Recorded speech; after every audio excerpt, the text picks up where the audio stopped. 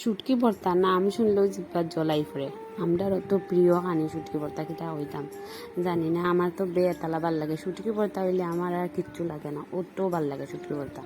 আর রামাইশ দিক্ষ খাইতে ভাল লাগে না। তে আজকে রামাইশ দিয়া তোমার লাগে এমন একটা ভর্তা রেসিপি লইয়া হাজির হয়েছি, যেটা থাকলে একদম কিটা হইতাম এক তাল ভাত অনায়াসে খাইতে পারবাই।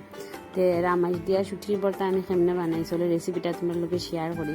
প্রথমে করার মধ্যে একটু তেল দিয়া আমি কিছু শুকনা মরিচের বাজি লিমু, বেশি তেল লাগে না, এটার মধ্যে একদম অল্প তেলে দিয়েই হয়ে যায়। এরপরে ওই তেলের মধ্যে আমি কিছুটা রসুন বাজিয়া, রসুনটা এইভাবে লাল লাল হইয়া বাজিয়া তুলে নিব। রসুনটা একটু কম আগুন দিয়া বাজলে রসুনটা তাড়াতাড়ি নরম হয়।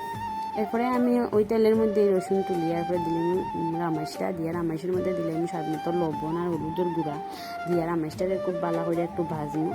রামাইশটা যখন হালকা ভাজা হয়ে যাব, এরপরে আমি এটার মধ্যে দিলাম পেঁয়াজ কুচি আর আস্তা কাঁচামরিচ দিয়া আমি এটি আবার একটু ভাজবো ভালো করে। যতক্ষণ না এটার জল শুকায় ততক্ষণ আমি এটারে খুব ভালো করে ভাজবো।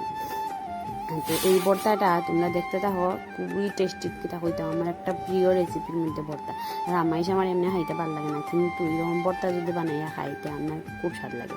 এরপরে রামাইশটা দেখো বাজা হয়ে গেছে, বেশি বাজতাম না, মোটামুটি একটা বাজিলিম বাজ্যা তুলে দিম। এরপরে আমি লইছি শীতলটারে একদম ওই কড়ার মধ্যে একটু বাজিলিমু, খালি কড়ার মধ্যে বাজ্যা তুলে নিমু, কোনো ধরনের তেল কিছু দিতাম না, একদম কষাই যখন তখন শীতল থেকে বাঁচতে শীতল থেকে একটা গন্ধ বাইরেছে আর শীতল থেকে ধুমা বাড়িনি শুরু হয়েছে, তখন এটা লাগাই দিম, বাস রেডি। ওখানে আমার এই গেছে বাটাবাটির ফালা। যদি ভর্তা উঠতা এটা কিন্তু পাটাত না বাটলে স্বাদ লাগে না খাইতে। তো আমি কলটিরে ভর্তারি লইয়া একদম এখন বাটাবাটি দিমু আর কি। যত পারো ফারেস করে বাটবাই, কোনো ধরনের সব তো আমি দিলেইছি, লবণ সব দিলেছি, কিচ্ছু এক্সট্রা কিচ্ছু দেওয়া লাগতো না। যত ফালিশ করে বাটবাই তত ভালো। আর শুটকির গোসা এটা বাটার লগে সব ফালিশ হয়ে যায়। ফালিশ করে একদম বাটতে লাগবো, না বাটলে ভাল লাগে না। বাটিয়া এরপরে এটা একবার তোমরা বাড়িতে ট্রাই করিয়া দেখো কিটা স্বাদ কিটা হইতাম। আমার তো এটা হইলে কিচ্ছু লাগে না, অতও ভালো লাগে।